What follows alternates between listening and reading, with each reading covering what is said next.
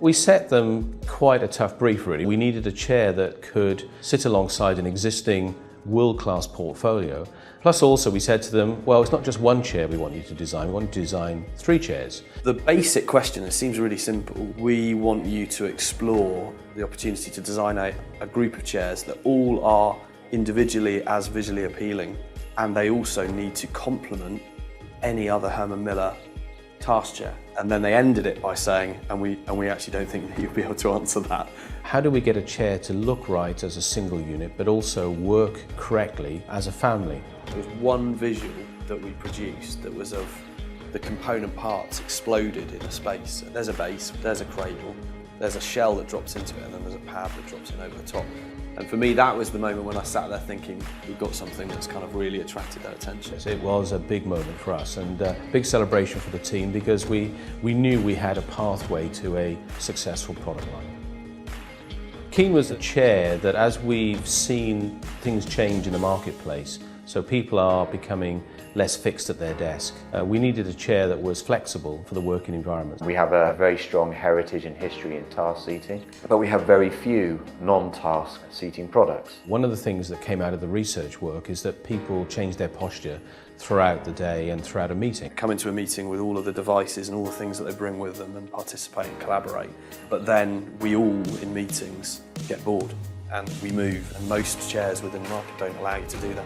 What we try to do with Keyn is to create that movement in the chair so it happens naturally. The cradle flex allows people, in a really simple way, to change their posture during the sitting time by just simply opening up about 10 degrees. That gives the body enough time to be able to move and to be able to change posture.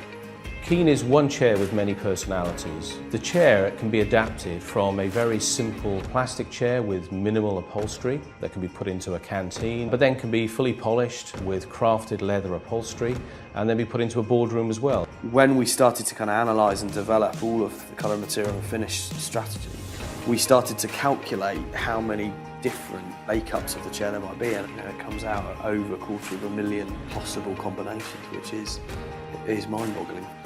One of the great things about using external designers is that they have other insights and other experiences from other design work they're doing. So, for instance, on the Keyn chair, and the upholstery system was very much driven by the automotive process. With the pads, we had no idea, because it's not been done before, where to start.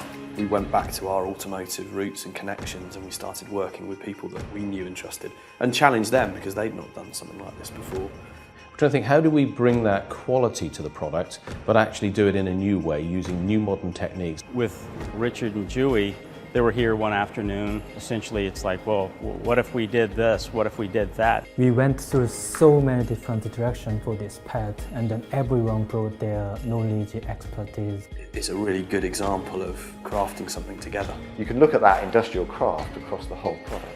You know, how do you create almost that craft feel in a polymer component?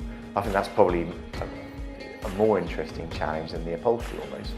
Through lots of kind of prototyping, we saw that if you polished the inside of the material thickness on the shell, it would reflect the colour more. Having that combination of textured and polished features, it gives the same interpretation of almost handcrafting.